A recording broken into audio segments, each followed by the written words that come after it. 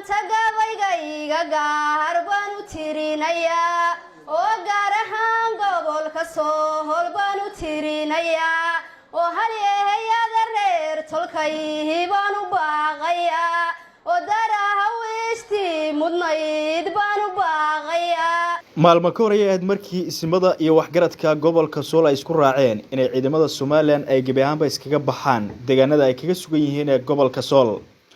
baaqaas ay soo saareen ismada gobolada SSC ayaa waxa si weyn u taageeray bulshada deegaanada SSC ee ku kala nool gudaha dalka iyo dibadda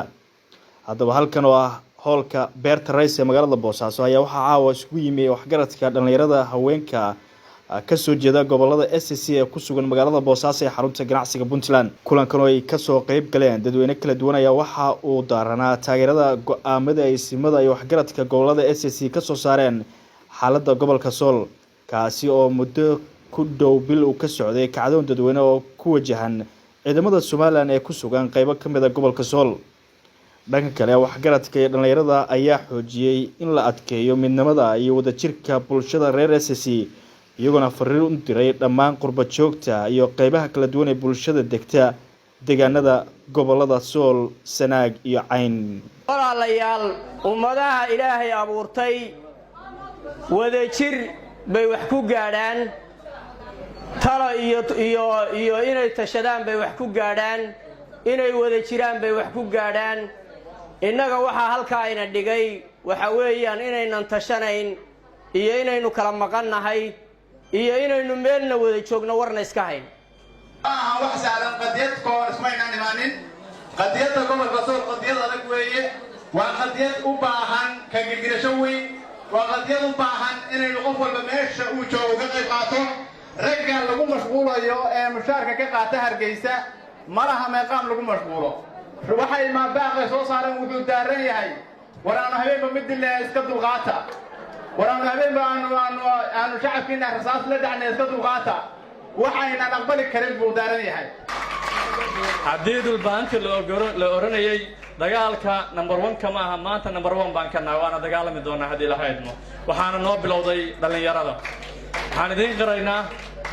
waxaan inooga baahan yahay bulshada marka meelaha kala duwan ku sugan Boosaaso iyo magaalooyin kale ee hadlaysa waxaa inooga baahan yahay laba mid inaynu dagaalka ku biirno oo furinta tagno oo kala qayb qaadano iyo inaynu kuwa dhaawacmaya ee hadda la sacaanood yaala aynu taa kula gaarno qof walba oo naftiisa wax soo gaarto aynu markiiba gargaar degdeg u fidino labada arrimood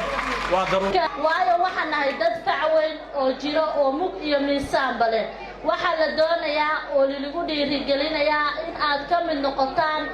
dadka golaha deegaanka la soo baxaya oo Boosaaso ka tartamaya Boosaaso maanta waxay noqotay qof iyo cod waxay u dhaqaaqday qof iyo cod waxay u dhaqaaqday one man one vote oo barnaamijkii ahaa oo laga gudbayo 4.5kii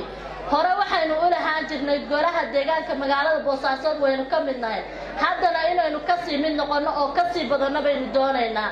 khaatuma ha noolaato khaatuma ha noolaato khaatuma ha noolaato khaatuma ha israacdo khaatuma ha israacdo ayaheeda ka tashato ayaheeda ka tashato nin waliba buulkiisii buu gooni u maamushaa Soomaali way kala dhaqaaqday waxa weeye buulkeenna wixii inoogu yimaada waxaan leenahay awalan islaam baan nahay naga baxa annaga ismaamulayna annaga tashanayna annaga israacnay gabdhaha khaatumana waxa weeye aad iyo aad bay u mahadsan yihiin gabadhii calanka qaaday ee maalmihii dagaalku socday calanka siday aad iyo aad bay u mahadsan yihiin gabdhahaasu waxay leeyihiin guul baan leenahay guul insha Allah bismillah kariim guul baan leenahay waxaan leeyahay waxa looga baahan yahay adduunka daafihiisa daliya dibad wixii jooga inay midoobaan inay kacaan inay dhulkooda u halgamaan inay gumaystaha ku raagan iska fujiyaan inay isdhaafiyaan baa loo baahan yahay sheekadu way dhamaatay idoor dulu si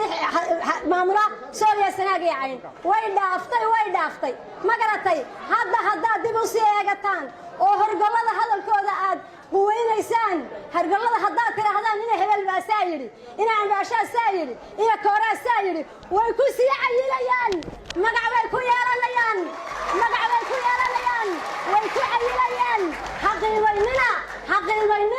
uu leeyahay ciidan iyo calaf iyo cudud uu maanta diyaar la yahay inuu dalkiisa ku hogaamiyo dhammaan dhalinyarada meesha joogta ee halgamayaasha diyaarka u ah inay mid walba maanta uu qorigiisa qaato codkiisana dhiibto taa ilaahay subxaanahu wa tacaala waa mahad iskale waxaa mahadda labaadna dhalinyarada iyo odayaasha iyo garaadada maanta gacanta ku haya masiirkeena inaynu maanta isugu nimaano aynu magaceena ku dhiibano mowqifkeena iyo maamkeennaba ku codbaxno ilaahay baa mahad iskale alxamdulilah. Salmaan Ogo, wararka TV-ga Sahal,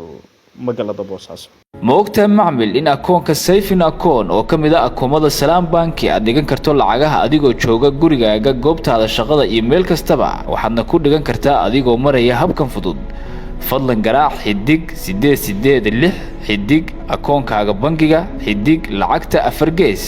Sayfin akoon waa koonto dhigaal ah oo macmiilku ku keedsan karo lacagihiisa si fudud waxaadna kala bixi kartaa adigoo taga xarumaha bangiga oo kaliya ku keedso lacagahaaga koontada dhigaal ee bangiga Salaam